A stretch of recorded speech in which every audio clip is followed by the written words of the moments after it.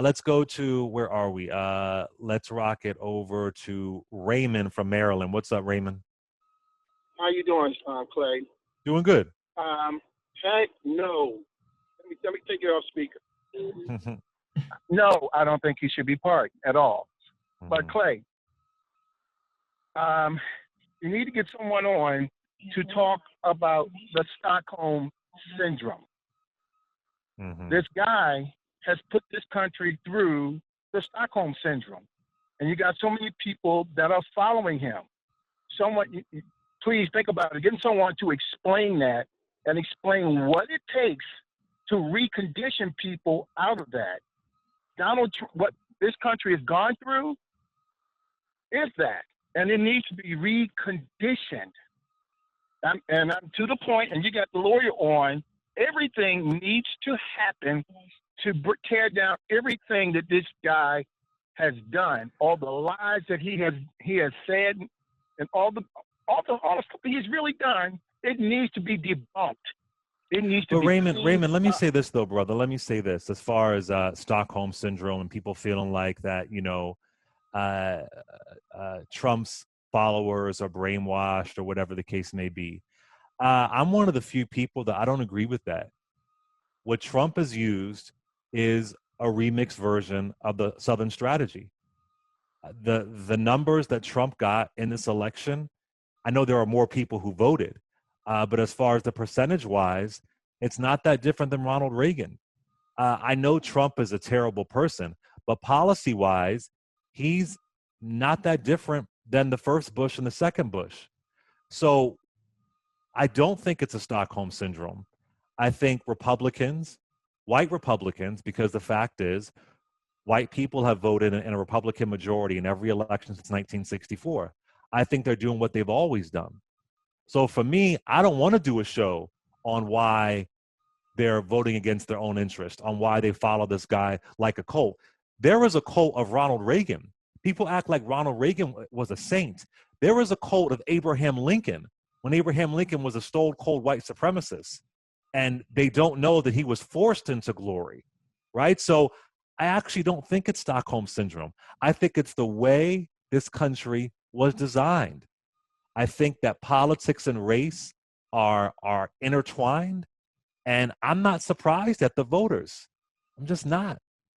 Disappointed, sure, but I'm not that surprised. So I don't know, brother. I don't think it's Stockholm. I think it's the numbers are right in line with other presidential elections. And I think when we turn it into a mental illness, we downplay the the power and how problematic the Republican Party is. Because once Trump is gone, my whole issue has been, well, what are they going to do? Are they going to go back, the Republicans, business as usual? Is the Lincoln Project going to go back to the same anti-poor, anti-black, anti-indigenous policies they've always had? I mean, this is the same party that had No Child Left Behind. This is the same party that had Ronald Reagan wanted to veto the Voting Rights Act. This is the same party that had the Willie Horton ad. This is the same party that allowed a ban on assault weapons to expire in 2004, knowing how that would affect black communities. I mean, this is an anti-voting rights party. So for me, I don't really think it's Stockholm. I think it's they are set up this way, and Trump is the vessel. And once he's out, they'll be done with him. But this is the party of Lindsey Graham, of Mitch McConnell. I mean, for all the kudos that Mitt Romney gets, he still had horrific policies outside of the little healthcare thing at one point. But I mean, this is what they do. Trump is just ratchet. Trump is just gutter. But policy wise, he's right in line. Go ahead. Final comment, Raymond. I agree with you on those points, Clay. But still, I'm going to keep this, and I'm going to forever believe this. If you continue, it's called conditioning. And it's just like what they did with slavery. If you condition people with certain, and I'm talking about this information, the lies and stuff that this guy perpetuated. And you're right, everybody was implicit in letting him get away with it. The only thing Yeah. about it, it was that the filters they went to only one area to get a filter. That was Fox, okay? It wasn't filtered on Fox. They just heard it straight up. Everybody else filtered it. But if you hear that constantly, you tend to believe it. But they were believing it before Trump. They were believing it before Trump. I mean, Allen was a Republican. Mm-hmm. I was. Mm-hmm. And you like Newt Gingrich, Allen. I did. You like Newt Gingrich. I still listen. You can Now, like Skeletor. I was never a Republican. You can like Skeletor. You Would can like Skeletor and Darth Vader for their ability to change things, right? They have very. Oh, really? What did Newt Gingrich change? He changed. Newt Gingrich broke the Senate. He broke all of Congress. He's the one that started this problem. Right. That's not a good thing. But I'm saying, if Darth Vader was a real person, I would not be on his team, right? I mean, if Freddy Krueger was a real person, I'd be one of the Dream Warriors. I would not be, I understand your point, but I also was a Reagan. They're running that wonderful series right now on Showtime about the Reagan family, where I'm seeing a lot of things that I didn't know.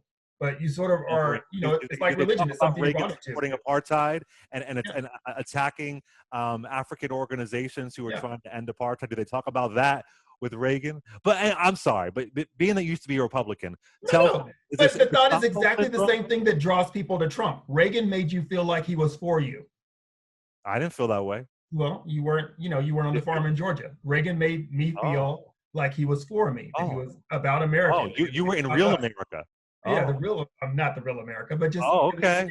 It was the way he connected with people. Common person, ain't I?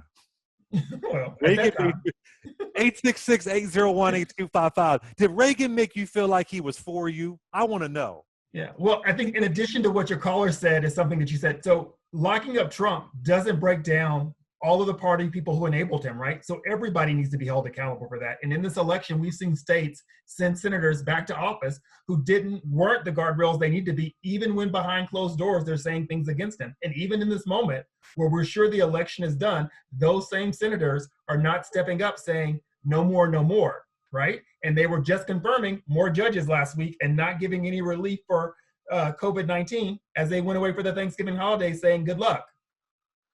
And I do want to say, once Allen went to Morehouse, thank God for Morehouse. Morehouse saved Allen. He was no longer a Republican. So I just want to say that. So I just want to say thank God Morehouse saved Allen's soul and Howard Law. So I just want to point that out there. I know many Black conservatives. Yeah, and this is about 50 years ago when Allen was like 18. So this is a very, very long time ago.